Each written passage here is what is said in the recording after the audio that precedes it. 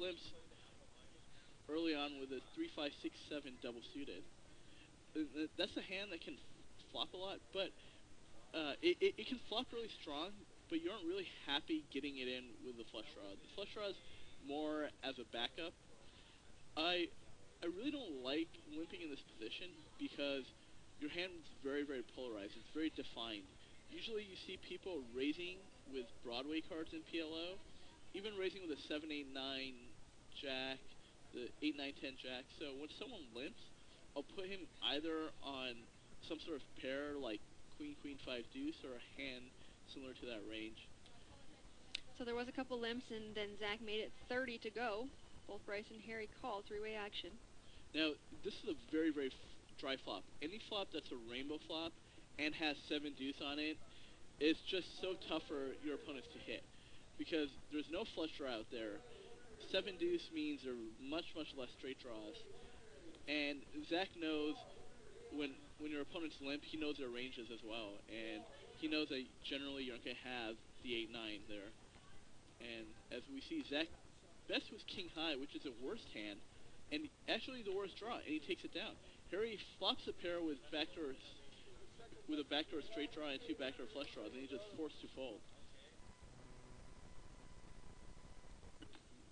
When I see a player min-buy and double up right away, he's going to do one of two things. He's either going to snug up because the money means a lot, or he's going to start bleeding chips because he's not usually in a deeper stack situation, so he doesn't know how to play it appropriately. So it's going to be interesting to see what AB will do here. Hero rebought for another 1,000. Action's on Zach, and he raises it up. We can't see Zach's cards, and There we they see are. Zach is continuing to attack with a wide range of hands, and he's doing this because the players behind him aren't going to 3-bet him live. You have AB, Aaron, Hero, and Dustin, who are either less experienced or are on shorter stacks, and since they're going to be 3-betting him wide, he can get away with this. Well, and you can see AB, obviously he's not 3-betting. Like, AB has aces, does not 3-bet right behind Zach. And this is actually a great flop for AB's hand. He holds the nut club, which means he holds the ace of club, which means he's not going to be check raised by the nut flush draw. And he's also flopped an open-ended straight draw. I would love to see him take a shot at this. Whereas Dan flops bottom set, he's going to bet out, and AB's going to check call. Dan is on the button, AB is in mid position, have the nuts.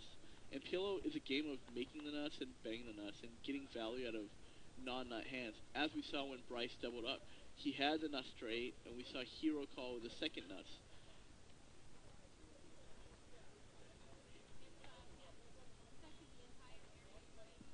This is 5-5 PLO. Action's on Zach under the gun.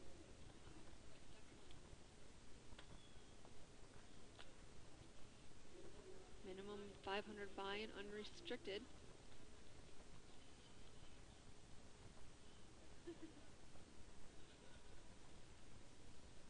Two limpers so far, up to the Bryce on the button.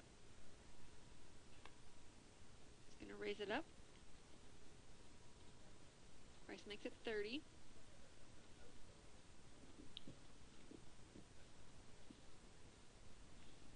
And we see Bryce isolating with double-suited queens, and here's a quick PLO stat. When you hold 2 pair in your hand, you have a 1 in 4 chance of flopping a set. 1 in 4 times, Bryce is going to flop a set, and Zach has 3-bet him. So Zach limped under the gun and now has 3-bet Bryce. Dustin got out of the way. So Zach is representing aces or a strong rundown, like a king, queen, jack, 10, a 8, 9, 10 jack, double suited, something of that nature. A hand that you're comfortable playing a bloated pot out of position with. And we see Bryce has flopped a queen high flush draw with a backdoor heart flush draw. And actually when you flop a flush draw with a backdoor flush draw, your equity is about 44% of the time you're going to make a flush or a set in Bryce's case. Maybe even higher because he holds 2 pairs. So Bryce can never fold this flop. And wow, Zach has turned him. This is going to be interesting. Zach now knows he has a strong hand. However, the interesting thing is if Bryce raises his turn, Zach doesn't like his hand. Because that means Bryce has kings full, nines full, something to that effect. Or maybe even a better six. But I don't expect Bryce to be raising the turn. I bet something like 300. 410. And Bryce knows Zach can be holding the ace king king here, and 310. And that's why he's going to fold. Although Bryce had equity in the pot, he's drawing to the flush. He knows that he could be drawing dead, and he also knows that when the flush hits, Zach's not going to pay him off. Like, Zach's good enough to fold a lot of rivers.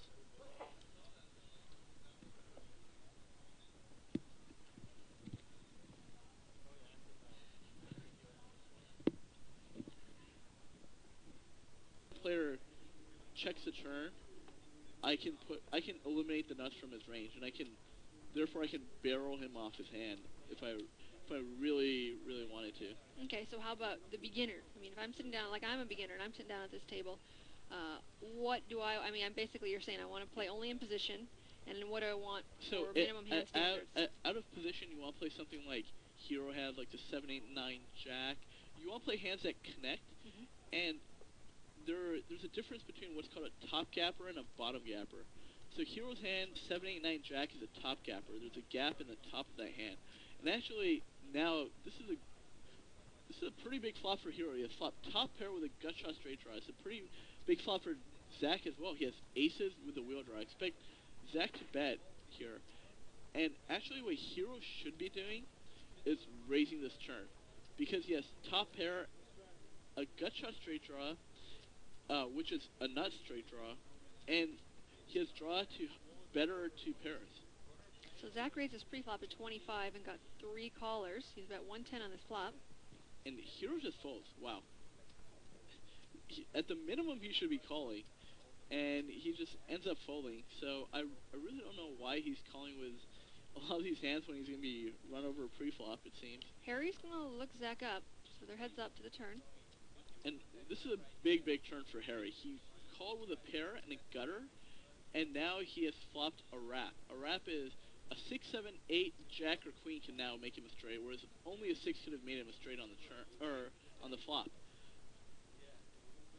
And I have to be honest with you, Waste, like you said, Hero folded that hand. As a newbie myself to this game, I would think that 7, 8, 9 Jack doesn't look like anything on this board when someone bets into me. Well, and you have top pair, and the key is you can pressure your opponent's hand.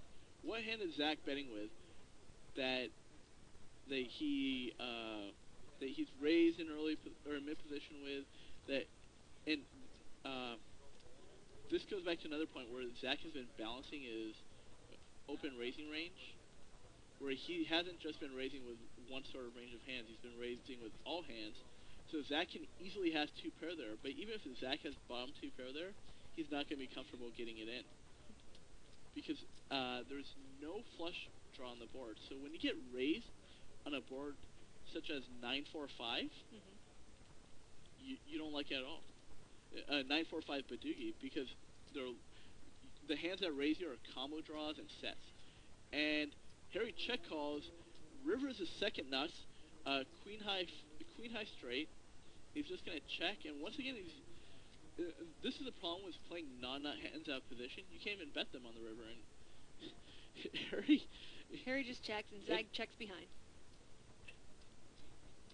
And Zach's like, wow, you checked that to me? Really? You draw 2 streets at a straight, and you just check it? So in PLO, there's no point in drawing when you can't bet for value. What's the point in drawing if you aren't betting for value? You're getting the worst of it. 6, 7, 8, 9, and better.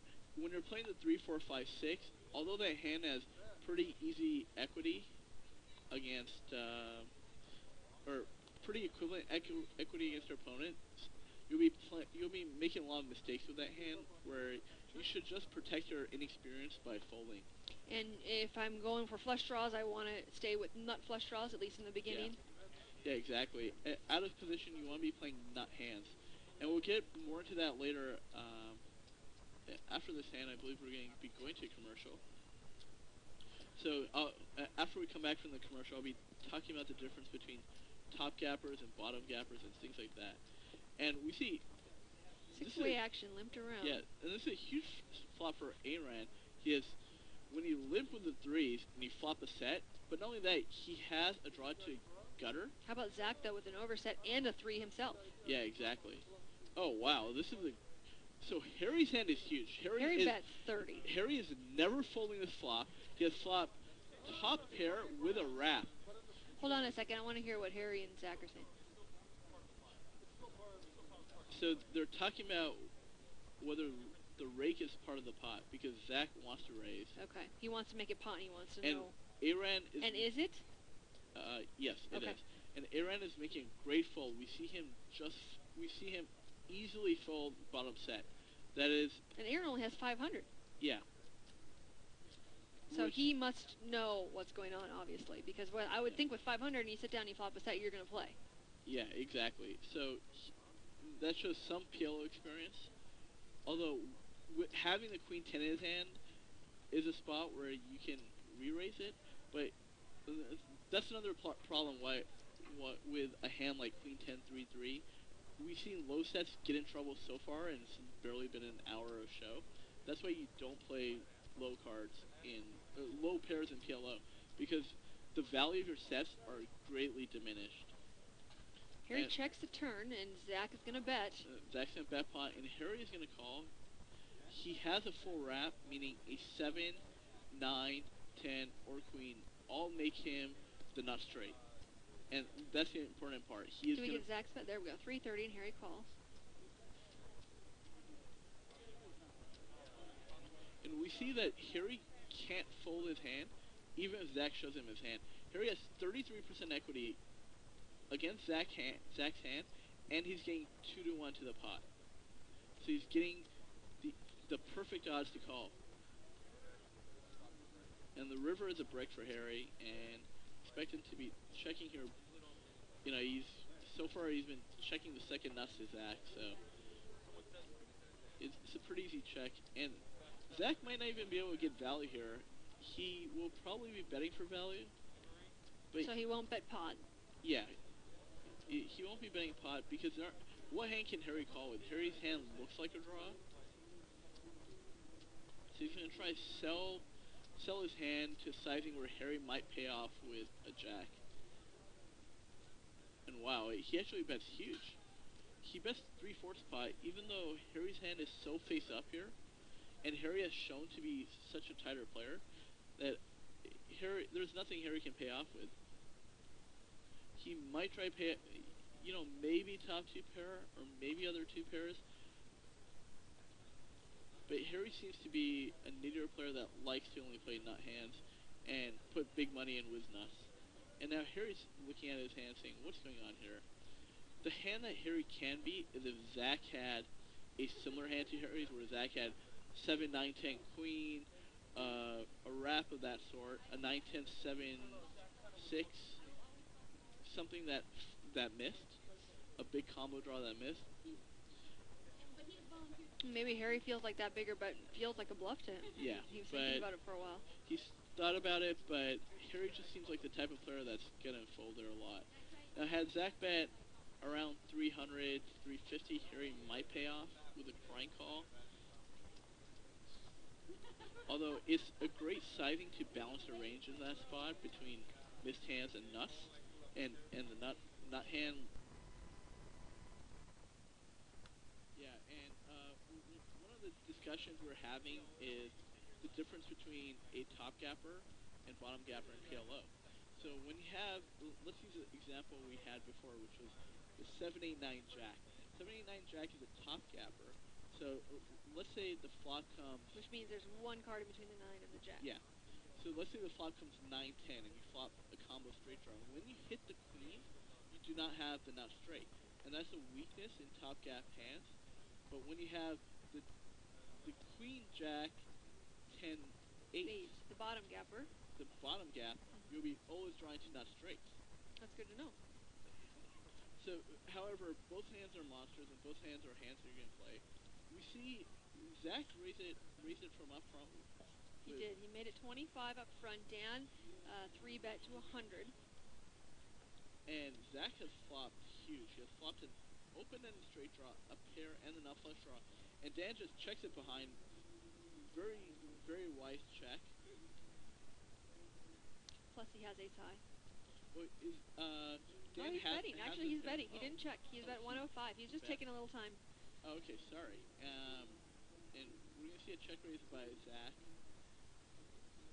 So Dan bets about half the pot. And this hand's going to play itself.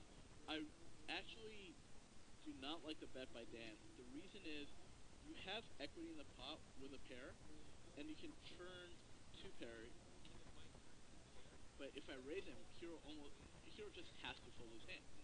He just has one pair, he has no flush draw, it's a dry board. But instead we see him call in see the turn. Here's a VPIP. So this is a voluntary put in pot. So it's a voluntary put money into the pot, which means it's actually usually how aggressive you are in a game. You can see Harry's up there playing quite a few hands. Zach is right behind him. It's really interesting seeing, this is a pre-flop raising percentage. So Harry is entering 88% of pots, but is only raising 5% of the time. Zach, he's in 55% of the pots, but he's raising 38% he's of the time. Raising 38%. So 76% of the time Zach is in a pot, he's raising. It might and those are the kind of stats that you want to see in this game? Yeah, you want to come in raising. You can be flatting a lot, especially having Harry's chips to your right. I see Dustin has limped under the gun. I don't like this play. I think you should be raising just to get a lot of what I call sucker hands out. What about a hand like 3-9 Jack Queen? Even though it is double suited, do you play that? Yeah, that's a hand that the double suitedness adds a lot of value, and it makes nuts straight. Although the 3 doesn't help, the Queen Jack 9 is a bottom gap. So when the flop comes 10-8, I'm making nuts straight. And Hero has flop trick queens. There are hearts out there. No player has hearts, but he's just gonna check it. This check it's a pretty good check because nobody has anything. Well, not only that, because we can see the cards. Not only that, you don't have the nuts. It's a good check. I would be playing this hand the exact same way in Hero's spot. Zach does bet 35 I would actually Hero check calls. call in any non-heart turn. I would be leading. And wow, Zach has just turned the better hand. So not any non-heart turn. This is actually a turn I'd actually be check folding here.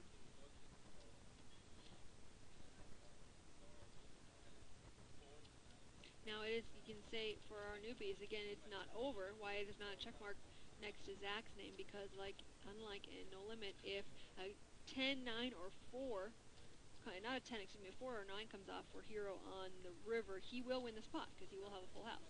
If a 10 comes, or deuce, or jack, Zach, who's already won this pot, will obviously continue to hold on to the pot. Now, this is actually a pretty easy fold for Hero. This is not the type of board a lot of players bluff at. It's a very, very polar board in that you either have it or you don't. And when Hero check calls a flop, his hand screams at least a king, if not ace king. 125 is a bet from Zach. Hero's and wow, counting out chips. If Hero grabs raising chips here, Zach has to fold his hand. The Hero has played this hand like his king, and Hero is bombing this. Now, it's going to be interesting to see his bet sizing. What he shouldn't be making is about 300 to 375, because you'll get the exact same information. He's made 385. So on the upper end of the bet sizing that I like, but I still love the bet sizing in general. You don't see him check raising pot here. And he has about 200 behind after this 385 bet. So that could be playing into Zach's mind as well. Zach's just going to put him in. Yeah, Zach saying, I don't believe you. Yeah. It's a great read by Zach. Like a very, very savvy PLO player. He's saying, you know what, I think my ace jack is good. Hero's going to call it the last 200 in. He needs a 9 or a 4, or Yeah, this so pot is Zach's. Hero committed himself. Ooh, Oh, wow. and a 9 rolls off. Hero gets there. Better lucky than good, huh? But good point. And in PLO, backdoors get there. And backdoors are much, much likelier in PLO than they are in no limit hold'em because you're holding more suited holdings in PLO.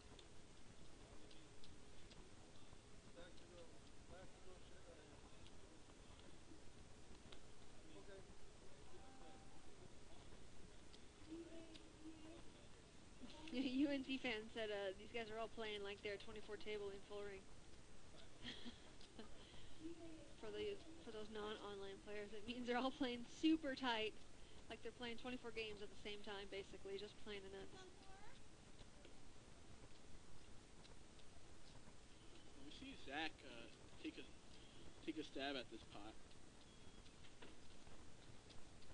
He's noticed some weakness. He's noticed no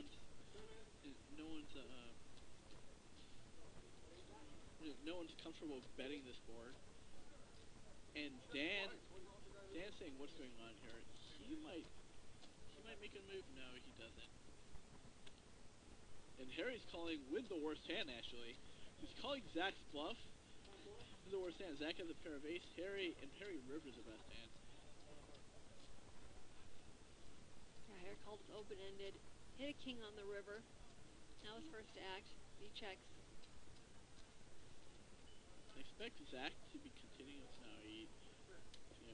I'm gonna come. I haven't played much. I played last month during LAPC. I played a lot of cash poker, and my husband plays as well. For a lot of people, they know that. And so I've been staying home with the baby. But I'm gonna play Thursday, so it's Mega Millions here at the bike.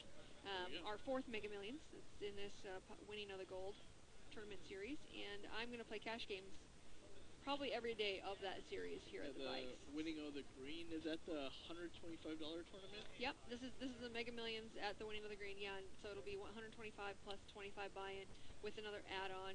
So a lot of people show up, so I like to come play the cash games during those times because they're usually pretty live.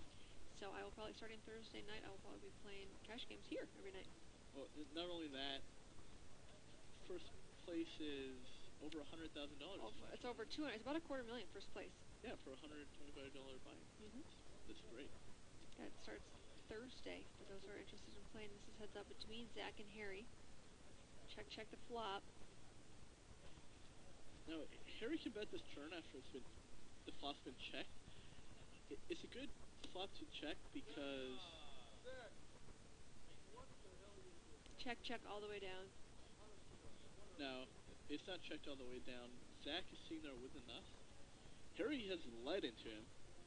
I thought Harry checked blind on the river, but I guess I was just hearing things. I thought I heard him say check. And like what? Instead he's bet 50 on the river, is that right? Yeah, and we're going to see Zach raise here.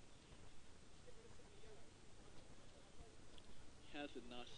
Harry is bet top 2 for information.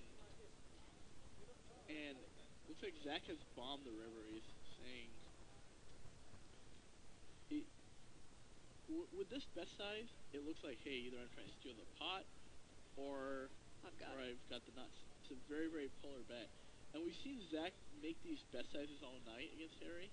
Harry might finally pay one off. We see him grabbing the chips. And can he make the laydown? And no, he says, you know what, I'm going to look this guy up.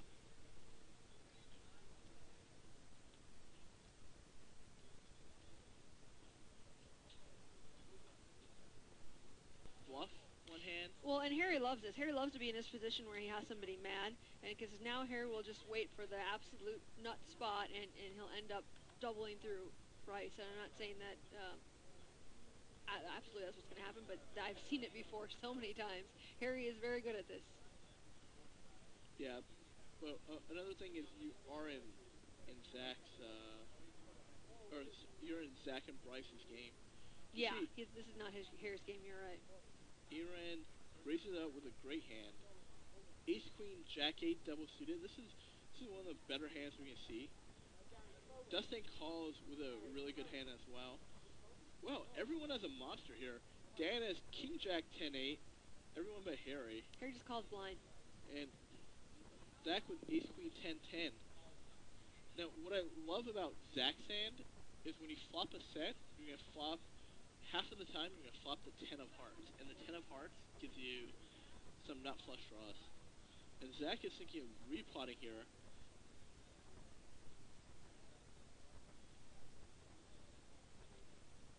And Aaron is going nowhere.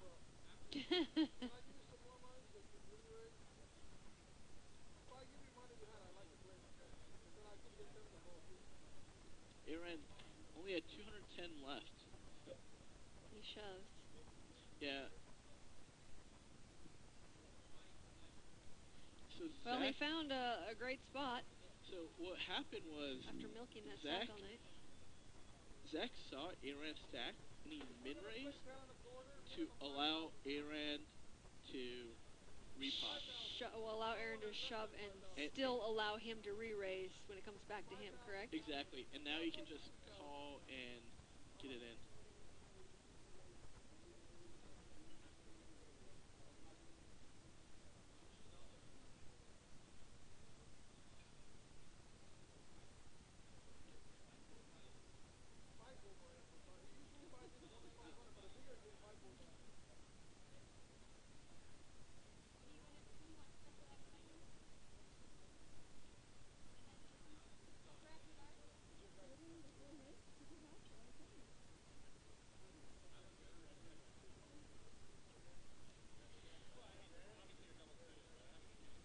And they're talking some business right now. They're all in.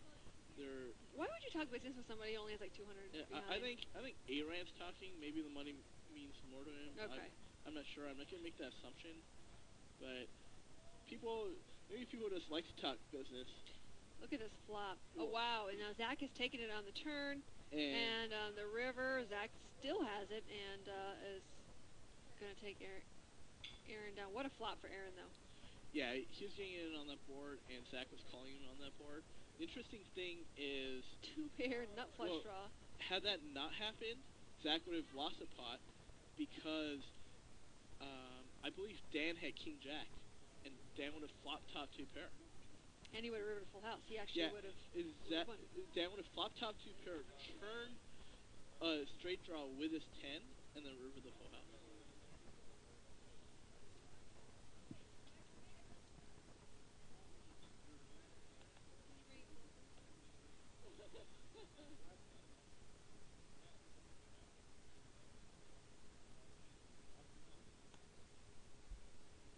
We're six-handed now, playing 5-5-10 for at least one round.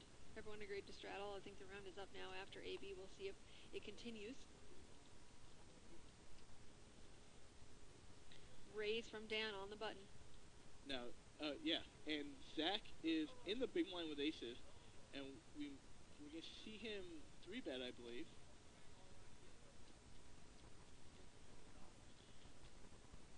In Dan's hand, let's see, Dan has 2,500 behind, so he can call it flop sets, but that's pretty much it. His hand is a hand that either he flops it or folds it, and obviously Zach has flopped the virtual nuts in this heads-up pot. He's gonna barrel because he has betting lead, and it's just tough for Dan to do anything here. Zach has represented aces pre-flop, and wow, Dan has said, I am gonna play. He says, I don't believe you. He says, I don't believe you may have represented aces, but I think you're lying. I think I have aces. And Zach says, thank you. I really do have aces. Well, it's interesting to see. Right now, Zach is thinking, what am I going to do? Am I going to re-raise here and try to get it in? Am I going to call here and check-raise a turn? Again, Dan has over 2,000 behind. Zach hasn't covered. Because now, if Dan did flop the nuts with 3-4, there's some turns that Zach really likes, which would be a 6 or 7. And Dan now has hit one of his backdoors. One of his backdoor was a backdoor Broadway draw. Can you check here, though? I mean, if you're playing it the way Dan has played it, do you just give up the pot by checking here? Because now, I mean, obviously Zach, I mean, has the nuts. But what if Zach, say had kings, or was looking Dan up, and now Dan checks behind on that turn? Yeah, Zach's not really calling with kings there. Zach's calling with ace, king, king, maybe. And now, Zach almost always has an ace there. and he knows, though, right, that now Yeah. Dan no longer actually doesn't really have what he's saying he has by checking the turn. But really, Dan made one move, and he said, all right, I'm going to see if this guy has it. I'm going to try to pressure his hand, and he found out. And he's like, okay, well, sometimes it's okay to give up on a bluff. But the worst thing would be here if you raise the river. If he raises the river, his story makes no sense. So, as played, Zach has bet. Notice the difference in bet sizing. He's bet half pot here on the river. He's bet 5-10 into a pot of what was about 1,000, versus other hands where he is betting a lot bigger. Because Zach knows that Dan just can't hit the big hand here. Zach just had, he has top set.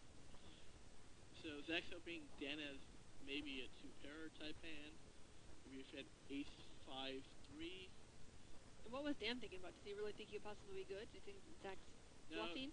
No, Dan didn't want to insta-fold, I think. Oh, he's just Hollywooding. Okay. Yeah. So what, though? I've talked about that before in No Limit. I didn't want him to know that I came over the top with nothing. I'll be like, hey, look, I had ace king, and I try to see where I was at. Maybe something like that. We are getting shorter by the minute. We're six-handed right now. Two players are standing. Oh, they're still there. They're just standing up, chatting with the rail.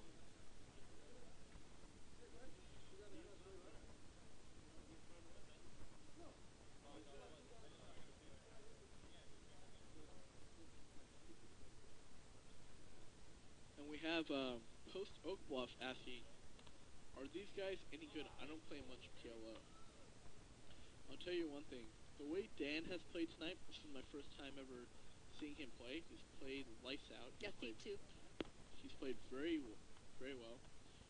Bryce and Zach, if there's a PLO game running in this town, they're in it. So These guys like are PLO grinders. This is what they do for a living. I'm not gonna take the liberty of saying it's their best game, because these players are good at a wide array of games. But it is one of their better games for sure. And Bryce has got to be a little bit tilty right now. He's made some moves tonight, hasn't worked. He's calling with the ace jack 10-8, a hand with a couple gaps in it from both sides. And that's the problem with this sort of hand, is this sort of flop where he kind of he's flopped a gutter to king, he flopped a gutter to 9, and none of them make him. Well, the king makes him the nut straight, but the 9 really doesn't make him the nut straight. It's a hand that'll flop a little bit dirty. No, Zach has 2 kings, so he has what's known as a nuts blockers. Holding 2 kings, it's tougher for your opponent to have king jack. And now what we're going to see is a very, very pro move. He has check raised with dry kings. Against somebody he knows he can get to fold.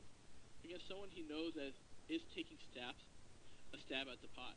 What'd you do, Alan? And to Zach posturing, and Bryce calls. So again, Bryce has an ace, and Zach has kings. And Bryce River is the second nut, so... Now, any hand that Bryce called with on the turn, except for a flush draw, Zach can't beat anymore. Zach can't bluff off. So you think he'll check here? Yeah, Zach did check. Now, Bryce is going to turn his hand into value, but Zach can't call. Turn it into value, huh? Not turn it into a bluff? Never heard that. No, sorry, he's going to bet for value.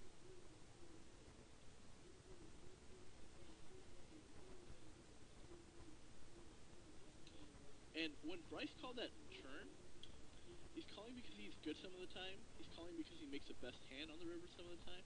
He's calling because he can bluff hearts some of the time. Bryce is good enough to know how to how to bluff hearts on that river. So this is like third, fourth, fifth level thinking here in this hand. Again, Zach has kings. He made a play at Yeah, Zach. the pot with an ace on the board. Yeah, and I believe Zach's 100% folding here. It's tough for Zach to represent ace queen. I'm not sure if he's really Hollywooding here. Or is that I haven't known Zach too. Brian, Hollywood. can you show the flop again, Brian? So Zach has kings. Bryce has ace, not a full house. He has ace, what, jack, 8.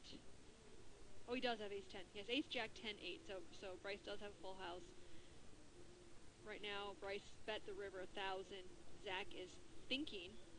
We assume if he's thinking about making a play. Yeah, he's really thinking about this. Wow. He actually might be thinking of calling. He might think kings are the best hand here. And he finally gives it up.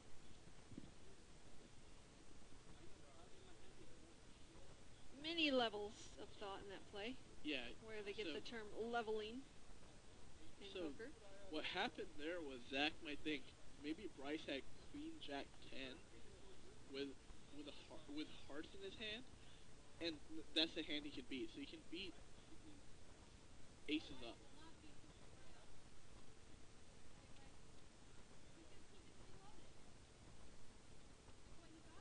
Mr. Face is laughing, saying I called him Aran. His name was spelled Ayran, Mr. Face, and he didn't give us a pronunciation of his name, so it's really